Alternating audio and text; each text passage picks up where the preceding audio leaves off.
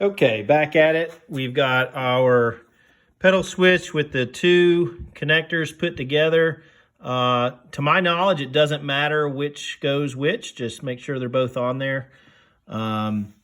Basically it's, a neutral coming from your power supply, and then the neutral sending the signal out when the pedal is stepped on. So pretty simple there. So got a switch, and then we just put our battery on the adapter, and then make sure it's turned on. It looks like we've got lights.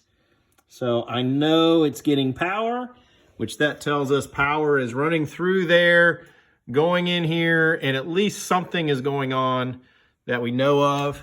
So now let's check the switch that we put on here, see if anything happens. Nothing. So if we're getting power, that's good.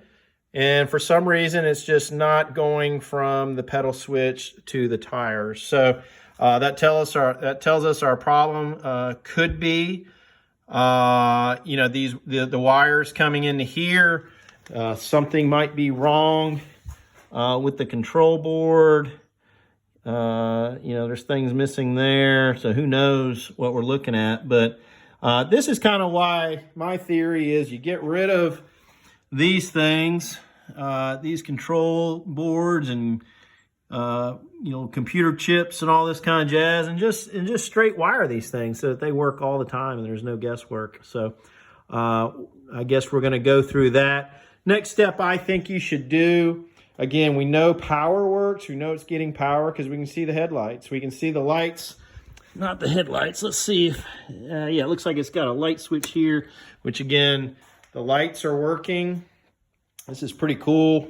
Looks like it's got some cool lights on the wheels. My kid will like that if we get it working. Got it looks like undercarriage lights, which is pretty neat.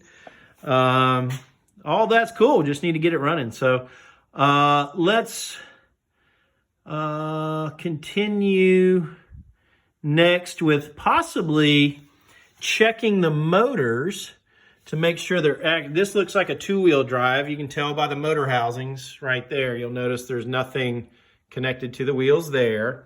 So we could, if we wanted to test these, we can just grab these wires out of here, chop them up, and then wire them directly to the battery, and we'll be able to test that. So that way we can start whittling away with what's wrong here. We know it's not the power supply, and then if we can find out that it's not the motors, then indeed we've just got a problem with our switch here, or with whatever is communicating with that switch, meaning these control boards in here, which I've just found that these things are what breaks all the time. I mean, it's loose. As you can see, it looks like it's broken off here. I'm assuming this is what's broken, corroded, whatnot.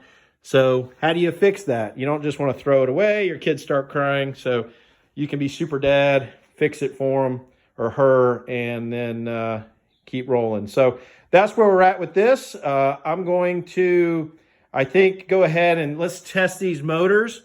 So I'm going to go ahead and prep it, since I need both my hands to do that. So I'm going to pause here for a second, and I'll come back and we'll see where we're at.